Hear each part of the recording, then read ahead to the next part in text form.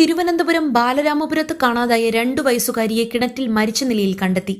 പുലർച്ചെ 3 മണിക്കാണ് കുഞ്ഞിനെ കാണാനില്ലെന്ന വിവരം അറിയുന്നതെന്ന് വീട്ടുകാർ പറഞ്ഞതായി നാട്ടുകാർ വെളിപ്പെടുത്തുന്നു.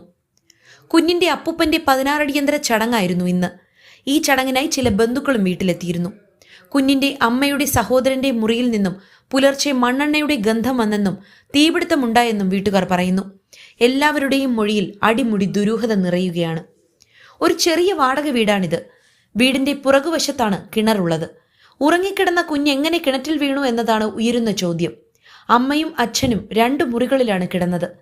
അമ്മയ്ക്കൊപ്പമാണ് 2 വയസ്സുകാരി കിടന്നുറങ്ങിയത്. ഇതിനിടെ മൂത്ത കുട്ടിയെ ശുചിമുറിയിൽ കൊണ്ടുപോകാനായി 2 വയസ്സുകാരിയെ അച്ഛനൊപ്പം കിടത്തിയെന്നാണ് അമ്മുമ്മ പറയുന്നത്. തിരിച്ചു വന്ന് നോക്കിയപ്പോൾ കുഞ്ഞിനെ കാണാനില്ലെന്ന് മനസ്സിലായെന്ന് വീട്ടുകാർ വെളിപ്പെടുത്തുന്നു. ബാലരാമപുരം കോട്ടുകാൽ കോണത്തെ വാടക വീട്ടിലെ കിണറ്റിൽ നിന്നാണ് ശ്രീതു ശ്രീജിത്ത് ദമ്പതികളുടെ മകളെ കണ്ടെത്തിയത്. ഉറങ്ങി എഴുന്നേറ്റപ്പോൾ കുഞ്ഞിനെ കാണാനില്ലെന്ന് ചൂണ്ടിക്കാട്ടി മാതാപിതാക്കൾ ബാലരാമപുരം പോലീസിൽ പരാതി നൽകുകയായിരുന്നു. കുടുംബ പ്രശ്നങ്ങളെ തുടർന്ന് ശ്രീതുവിന്റെ സഹോദരൻ കുഞ്ഞിനെ ഒളിപ്പിച്ചതാകാമെന്ന് ദമ്പതികൾ പോലീസിൽ സംശയം പ്രകടിപ്പിച്ചിരുന്നു.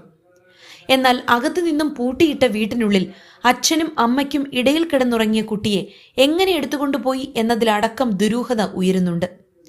കുഞ്ഞിന്റെ മൃതദേഹം കിണറ്റിനുള്ളിൽ നിന്നും പുറത്തെടുത്തു. കുഞ്ഞിന്റെ അമ്മാവൻ കിടന്നിരുന്ന മുറിയിൽ തീ പടർന്നതിന്റെ അടയാളങ്ങളുണ്ട്. ഇവിടെ നിന്നും മണ്ണെണ്ണയുടെ സാന്നിധ്യം പോലീസിന് ലഭിച്ചു. വീട്ടുകാരെയെല്ലാം പോലീസ് കസ്റ്റഡിയിലെടുത്ത് ചോദ്യം ചെയ്യുകയാണ്.